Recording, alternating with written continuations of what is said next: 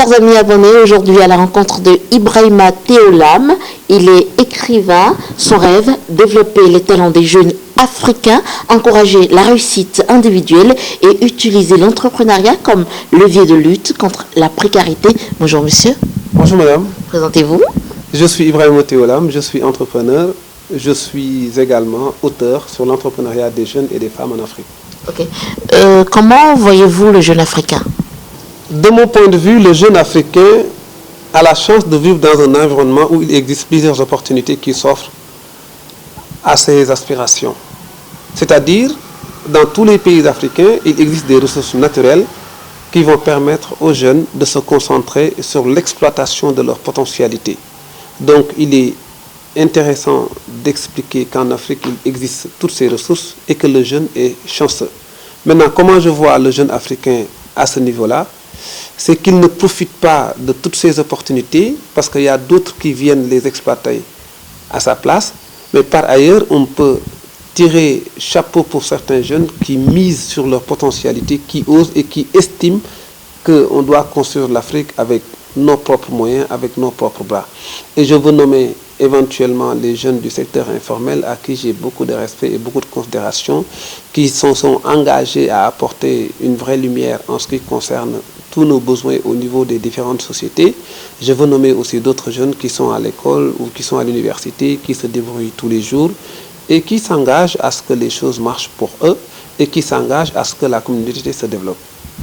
La thématique de l'entrepreneuriat vous est très préoccupante. Vous avez écrit plusieurs livres. Quelle est la théorie que vous défendez en termes d'entrepreneuriat en Afrique?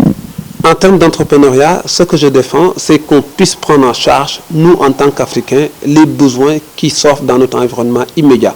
Ce que j'ai constaté dans mes différents voyages et dans mes différentes expériences professionnelles, si nous avons besoin d'un produit ou d'un service, on fait souvent appel à l'extérieur.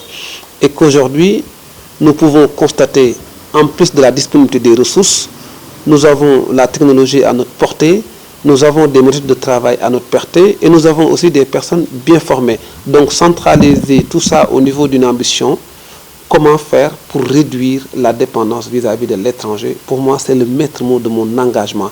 Il ne s'agit pas de dire on va substituer des produits africains aux produits européens, mais il suffit d'expliquer à tout un chacun mon engagement est lié sur le fait qu'on ne doit pas accepter de consommer 90%, voire 99% de nos besoins à travers l'aide extérieure ou à travers les biens qui ont été produits de l'autre côté. Que dites-vous du contexte africain qui n'est pas toujours évident pour le jeune Africain qui veut entreprendre? Moi, je détournerai la question sur un autre ton. Même si les dispositions ne sont pas prises en compte pour éveiller la conscience des jeunes, même si l'État ne répond pas de façon générale à toutes les préoccupations des jeunes, c'est aux jeunes de s'engager à vouloir mettre en place des plans d'action pour s'en sortir. Et à ce niveau-là, je ne tolérerai pas qu'un jeune puisse dire « j'attends que l'État mette en place des dispositifs pour que je puisse concrétiser mon projet ». Il s'agit de votre vie, il s'agit de votre orientation, il s'agit de vos capacités. Donc les jeunes doivent se préparer eux-mêmes en priorité et développer leur potentialité. Et l'État doit être un deuxième recours, mais ça ne doit pas être le premier recours. Vous êtes écrivain, vous avez sorti plusieurs livres, vous comptez en sortir davantage. Dites-moi, quels sont les livres sur lesquels vous travaillez actuellement et qui vont bientôt paraître? J'ai terminé 2 manuscrits, un manuscrit sur l'entrepreneuriat des femmes. À ce niveau, j'essaie d'expliquer qu'en Afrique, si on veut émerger, si on veut se développer, les femmes doivent être en première ligne. Parce que dans toutes nos économies, il est ressorti que les femmes occupent les premières places. Et sur le plan social aussi, comment on dirige une maison, comment on organise l'entreprise, comment on organise tout le processus de vie. Si on évalue les contributions des différentes catégories de population, on voit nettement que la femme a la place la plus importante. Donc, vouloir développer l'Afrique sans prendre en considération les femmes, pour moi, c'est utopique.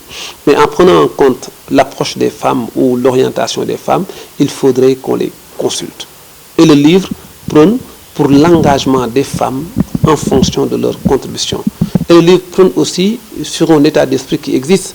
On a toujours pris la parole pour exprimer les besoins des femmes, on a toujours pris la parole pour expliquer ce que les femmes doivent faire dans la société, mais on n'a jamais pris le temps de dire aux femmes, est-ce que ce que nous faisons vous correspond? Et dans ce livre-là, j'ouvre une partie qui est très intéressante en termes de conclusion, en disant qu'il faudrait qu'on laisse aux femmes le pouvoir d'exercer et d'essayage. Et si les femmes essayent, on peut se retrouver à un autre niveau. Maintenant, par rapport au deuxième manuscrit, c'est adressé... Avant de parler du deuxième ouvrage, est-ce qu'on peut connaître le titre du livre? L'Afrique ne profite pas des potentialités des femmes. Et maintenant, parlons du deuxième ouvrage qui va bientôt sortir. Alors, le deuxième manuscrit, il s'agit de la culture entrepreneuriale. J'ai ciblé un pays, le Mali, parce que j'ai eu l'opportunité de faire une mission avec les Canadiens dans une région qui est très entreprenante, Sikasso, et je me suis permis de rédiger un ouvrage que je vais adresser à la jeunesse africaine, mais c'est un cas typiquement malien. Okay. L'objectif, c'est d'encourager les jeunes à exploiter leur talent lorsqu'ils sont étudiants. Si vous devez porter un message à la jeunesse africaine, aux femmes africaines. Alors, pour les femmes africaines, j'aimerais dire, vous avez déjà tout ce que vous devez faire pour développer notre continent. Vous contribuez massivement.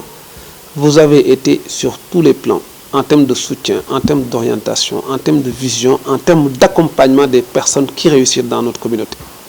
Bravo à vous. Mais par contre, insistez sur un point, réclamez encore davantage votre place. Parce qu'aujourd'hui, tout ce que vous avez réalisé comme opportunité, tout ce que vous avez déclenché comme modèle, tout ce que vous avez fait comme processus n'est pas valorisé à sa juste valeur. Donc je voudrais juste que vous insistez davantage sur votre poids que vous représentez au niveau de la communauté africaine. Sans vous, rien n'est possible. Et aux jeunes? Aux jeunes, je voudrais leur dire d'ouvrir encore les yeux et de profiter des opportunités de l'environnement immédiat. D'autres jeunes, d'autres continents viennent en Afrique, exploiter nos ressources, gagnent beaucoup d'argent, et nous sommes proches de ces ressources. Nous pouvons les exploiter et à y apporter de très bonnes dynamiques pour réussir nos vies. Alors, quand je parle d'opportunités, je ne parle pas d'exploitation du pétrole, je ne parle pas forcément d'exploitation du bois, je parle des opportunités qui nous sont très proches et qui peuvent permettre à tout un chacun de réussir son ambition entrepreneuriale à travers des maigres moyens. Et voilà, ce sera tout pour cet entretien avec Ibrahima Théolam. Il est consultant en développement, il est auteur de livres « Entreprendre en Afrique, les clés de la réussite », paru aux éditions L'Harmattan 2013, et « Comment entreprendre en Afrique », balise également du porteur de projet de création d'entreprise, Paris, L'Harmattan 2014. Mesdames, Messieurs, merci de nous avoir suivis.